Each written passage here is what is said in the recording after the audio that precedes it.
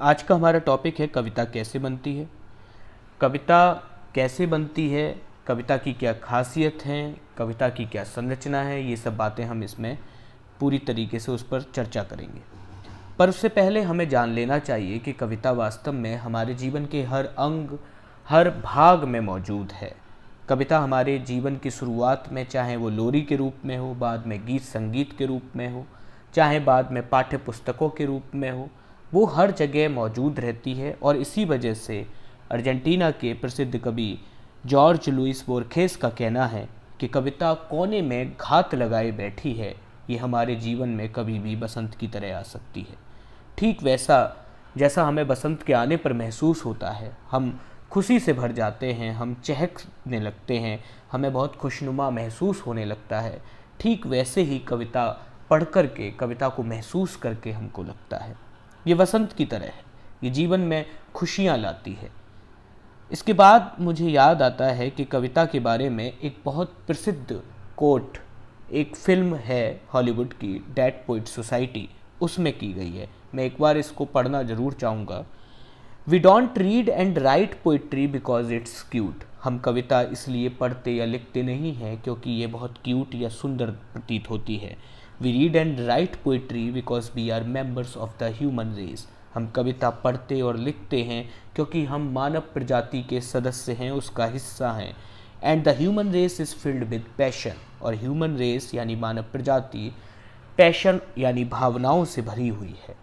And medicine, law, business, engineering, these are noble pursuits and necessary to sustain life. और ये बात ठीक है कि मेडिसिन, लॉ, बिजनेस, इंजीनियरिंग जैसे कार्य बहुत ज़्यादा नोबल हैं, बहुत ज़्यादा अच्छे हैं, उत्कृष्ट हैं और जीवन को बनाए रखने के लिए बेहद ज़रूरी भी हैं। But poetry, beauty, romance, love, they are what we stay alive for. लेकिन कविता, सुंदरता, रूमानियत, प्रेम, ये सब वो हैं जिनके लिए हम वास्तव में जीते हैं। यानी कि कविता हमारे जीने के लिए बेहद ज़रूरी है। हम उस ज़रूरी वो ज़रूरी साधन नहीं है, बल्कि हम कविता के लिए जीते हैं, हम कविता को महसूस करना चाहते हैं। ये भावनाओं का एक उच्चतम बिंदु है। इसके बाद हम देखें कि कविता के मूल में ही संवेदना है। यदि कविता की बात करते हुए हम उसका सबसे मूल गुण देखें तो वो बात है कि उसका सबसे मूल गुण है संवेदना। यही कारण था कि डाकू रत्नाकर जैसा व्यक्ति वाल्मीकि जैसा कवि बन गया। और यही वजह है कि सुमित्रा नंदन पंत कहते हैं कि वियोगी होगा पहला कवि, आ से उपजा होगा गान। यानी कि जो पहला कवि दुनिया का रहा होगा, उसने वियोग यानी दर्द से भर कर के अपनी कविता कही होगी, क्योंकि संवेदनाओं के चरम पर ही किसी मनुष्य के अंदर से कविता फूट पड़ती है। इसलिए कविता के मूल में ही संवेदना है। एक सवाल और उठता है कि कविता के लिए क्या प्रतिभा का होना जरूरी है? क्या वास्तव में कविता के लिए कोई जन्मजात प्रतिभा होनी चाहिए, या फिर कविता किसी अन्य कला की तरह ही है जिसे किसी प्रशिक्षण या किसी तरीके से सिखाया जा सकता है? यानी ठीक वैसे जैसे हम गाना सीख सकते हैं, चित्रकारी सीख सकते हैं, अभिनय सीख सकते हैं, क्या कविता को भी सिखाया जा सकता है? यदि इन दोनों के बीच की इस पूरे मुद्दे पर नज़र डालें तो वास्तव में लगभग दोनों बातें एक दूसरे की विरोधी नहीं हैं, बल्कि एक दूसरे की सहयोगी हैं। कविता एक कला है, इसमें कोई दो राय नहीं है। और इसीलिए यदि आप में न्यूनतम प्रतिभा है, थोड़ी बहुत प्रतिभा है, तो उसे लगातार प्रशिक्षण दे करके निखारा जा सकता है। यानी कि यदि आप में कविता करने की एक थोड़ी बहुत प्रतिभा भी है तो लगातार आप प्रशिक्षण करके, लगातार सीख करके कविता करने की कला को आप उत्कृष्ट बना सकते हैं, बेहतर बना सकते हैं। इसके बाद हम बात करेंगे कविता के गुणों की। कविता में क्या गुण हैं, कविता में क्या खासियत है? पहली बात तो यही है कि ये मनुष्य को सहृदय बनाती है, यानी कि मनुष्य को ज़्यादा मनुष्य बनाती है। वो भावनाओं से भर जाता है, वो पत्थर दिल नहीं रहता। सबसे बड़ी बात है कि मनुष्य में मनुष्यता को लाने के लिए कविता का कहीं ना कहीं बहुत बड़ा योगदान है। फिर दूसरी बात यह है कि कविता ना करने वाला व्यक्ति भी कविता पढ़ कर के कम से कम संवेदनशील बनने लगता है। यानी वो व्यक्ति भी जो कविता करना नहीं जानता, सिर्फ कविता को पढ़ता ही है, उसके अंदर भी संवेदनशीलता यानी कि दूसरे के दर्द को महसूस करने की जो क्षमता है, संवेदना, वो भी उसके अंदर उपजने लगती है, वो उसे महसूस करने लगता है। और एक अंतिम बात जो है वो ये है कि कविता वास्तव में शास्त्रीय संगीत की तरह है, जिसे जितना पढ़ते जाओ उतना ही रहस्य खुलते जाते हैं और वो बार बार पाठक को पढ़ने पर मजबूर कर देती है। जैसे शास्त्रीय संगीत जब हम शुरू में सुनते हैं तो हमें थोड़ा सा कठिन महसूस होता है और आसान नहीं लगता, कई बार रुचि भी नहीं पैदा होती, लेकिन जैसे जैसे आप उसे सुनते जाते हैं वैसे वैसे ऐसा लगता है कि कुछ नई दुनिया में आपका प्रवेश हो रहा है, मानो कुछ रहस्य के नए पर्दे खुल रहे हैं। ठीक वैसे ही कविता के साथ है। कविताएं पढ़ने की एक बार जिसको लत लग जाती है वो इस रहस्य की दुनिया में अंदर घुसता ही चला जाता है और बार बार एक कविता, जो जितनी अच्छी कविता होगी वो बार बार आपसे कहेगी कि मुझे बार बार पढ़िए। मतलब कहने से मतलब है कि आप उसकी तरफ बार बार आकर्षित होंगे। ये कविताओं के खास गुण हैं। फिर बात आती है कि कविताओं के उपकरण क्या हैं, मतलब वो टूल्स क्या हैं जिनके माध्यम से एक कविता बनती है या किन बातों का ख्याल हमें कविता के दौरान बहुत रखना होता है। सबसे पहला टूल जो है वो है शब्द, दूसरा है बिंब और तीसरा है छंद। शब्द के बारे में यदि एक बहुत प्रमुख व्यक्ति W.H. ऑर्डेन ने एक परिभाषा दी है कि प्ले विद वर्ड्स, वर्ड्स के साथ खेलिए। आप जितना वर्ड्स के साथ खेलेंगे उतनी ही बेहतर कविता आप कर पाएंगे। बिंब, बिंब यानी कि किसी चीज़ का चित्र बनना, किसी चीज़ की इमेज बनना, ये फ्लिंट के द्वारा दी गई अवधारणा थी। बिंब के बारे में मैं आगे विस्तार में बातचीत भी करूंगा। छंद, छंद कविता का अनिवार्य तत्व है, इसके बिना कविता का होना ही अपने आप में बहुत कठिन हो जाता है और ये संगीत से जुड़ा हुआ पहलू है, संगीत से, लय से, धुन से जुड़ा हुआ पहलू है छंद। आइए एक एक करके अब इन तीनों बातों पर विचार कर लेते हैं। शब्द, शब्दों से जो जितना ज़्यादा खेलेगा वो उतनी ही बेहतर कविता कर पाएगा। ये ठीक वैसे है जैसे एक जौहरी हीरे को जितना तराशता जाता है उसकी उतनी ही चमक बढ़ती जाती है। ठीक वैसे ही एक कवि जितना अपने शब्दों को अलग अलग तरीके से विन्यास उनका रखता है, यानी अलग अलग तरीके से उनका कन्फिगुरेशन रखता है, वैसे वैसे ही वो अपनी कविता में तुक और ध्वनि को अलग अलग तरीके से उत्पन्न कर सकता है। कविता में एक चमत्कार, एक जादू सा पैदा हो जाने लगता है। शब्द के बदल जाने मात्र से ही पूरा भाव बदल जाता है, ये दूसरी बात है। आप जरा सा किसी शब्द को बदल दीजिए, पूरा का पूरा कविता का भाव बदल जाएगा। कई बार दो शब्द जो बहुत करीबी दिखाई दे रहे होते हैं उनका भी प्रभाव बड़ा अलग अलग होता है। जैसे उसने उसे चोट मारी या उसने उसे मारा, दोनों में ही चोट या मारना एक जैसे से शब्द हैं लेकिन दोनों का प्रभाव अलग अलग है। इसलिए कहाँ किस तरह का शब्द प्रयोग करना है ये कवि को आना ही चाहिए।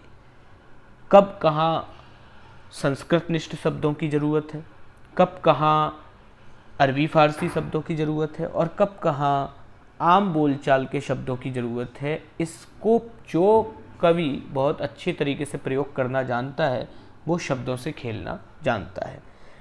फिर चूँकि तीसरा बिंदु ये है कि शब्द से ही भाषा का निर्माण होता है और जैसा कि अज्ञे ने कहा है कि एक व्यक्ति उतना ही सोच पाता है जितनी कि उसकी भाषा पर पकड़ होती है। मतलब कि जितनी एक व्यक्ति भाषा जानता है, जितनी वो भाषा में गहराई रखता है, उतना ही गहरा वो सोच भी पाता है। अब मान लीजिए कोई व्यक्ति बहुत ज़्यादा शब्द रखता ही नहीं तो वो बहुत ज़्यादा गूढ़ बातें, बहुत ज़्यादा कॉम्प्लिकेटेड बातें सोच भी नहीं पाएगा।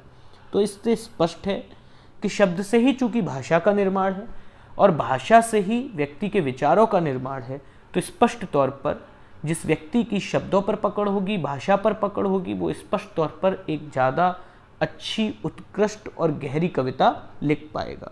फिर तीसरी बात यह है कि कई बार बहुत समानार्थी दिखने वाले शब्द भी बहुत अलग अलग अर्थ रखते हैं, इसलिए शब्दों के बीच का जो बारीक अंतर है उसकी पहचान भी कवि को होनी ही चाहिए। जैसे ऊष्मा, ऊर्जा और ताप, ये तीनों बहुत करीब से दिखाई देते हैं पर तीनों में ही एक बारीक अंतर है, ये अंतर समझ में आना चाहिए। अगले बिंदु पर चलते हैं। शब्द के बाद हम चर्चा करेंगे अब बिंब की। जैसा कि मैंने पहले भी बताया था कि बिंब की अवधारणा फ्लिंट ने दी है और बिंब क्या है? बिंब है चित्र का बनना। हम जानते हैं कि हमारे शरीर में 5 ज्ञानेंद्रियां होती हैं।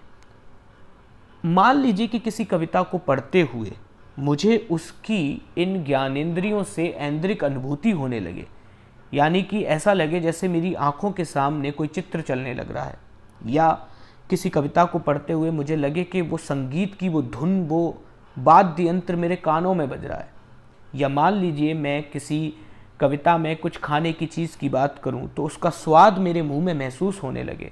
तो इस तरह की जब अनुभूतियां मुझे कविता से होने लगे, यानी अमूर्त से अमूर्त चीज़ भी मूर्त होने लगे, जो एब्स्ट्रैक्ट थिंग है वो भी रियल थिंग में बदलने लगे, उसका एहसास मुझे होने लगे, तो उसे बिंब कहते हैं। और सुमित्रानंदन पंत जी ने इस बिंब को बहुत महत्वपूर्ण माना है, बहुत जरूरी माना है कविता में, और ये बोला है कि बिंब यानी कि चित्र की भाषा पर बहुत ज़्यादा जोर होना ही चाहिए। क्योंकि जैसा कि मैंने आपको बताया तो बिंबों को 3 हिस्सों में बांटा जा सकता है। 3 प्रकार के मुख्य तरीके से बिंब होते हैं। दृश्य बिंब यानी कि जब पंक्तियों को पढ़कर आंखों के सामने कोई चित्र बनने लगे। श्रव्य बिंब यानी कि पंक्तियों को पढ़कर के जब आपको ध्वनि का एहसास होने लगे, जैसे झनक झनक पायल या झनके, ये सुनते ही मेरे कान में मानो पायल की झनकार उत्पन्न हो जाती है। स्पर्श बिंब जब पंक्तियों को पढ़कर के आपको उनका स्पर्श या स्वाद महसूस होने लगे, जैसे मुझे एक कबीरदास का दोहा याद आ रहा है कि सतगुरु हमसे रीझ के कहया एक प्रसंग, बरसा बादल प्रेम का भीज गया सब अंग। और यदि आप इस कविता को बहुत अच्छे से महसूस करते हैं तो आपको एक वो जो अंतिम पंक्ति है कि बरसा बादल प्रेम का भीज गया सब अंग, तो ऐसा लगता है जैसे मानो हमारा भी अंग अंग भीग गया हो, तो इसको हम स्पर्श बिंब कहते हैं। तो बिंब बहुत ज़रूरी अवधारणा है।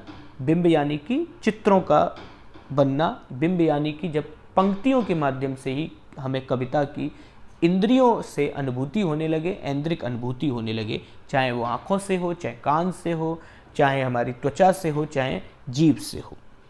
इसके बाद जो तीसरा हमारा बिंदु था उपकरण में, वो था छंद। छंद जैसा कि मैंने पहले भी बताया कि कविता का अनिवार्य तत्व है। कविता की लय, कविता की धुन, कविता के संगीत से उसका संबंध है। कोई भी कविता या तो छंदबद्ध हो सकती है या छंद से मुक्त हो सकती है, यानी कि हो सकता है कि उसमें उतनी लय ना हो, उतना मात्राओं का या उतना मात्रात्मक छंद ना हो, वर्णनात्मक छंद ना हो, उस तरह के छंद ना हो, लेकिन वो कविता मुक्त छंद की कहलाएगी। लेकिन एक बात मैं फिर भी आपको ध्यान दिला दूं कि मुक्त छंद की कविता में भी एक लय तो बनी ही होती है, यानी एक आंतरिक लय उसमें होती है।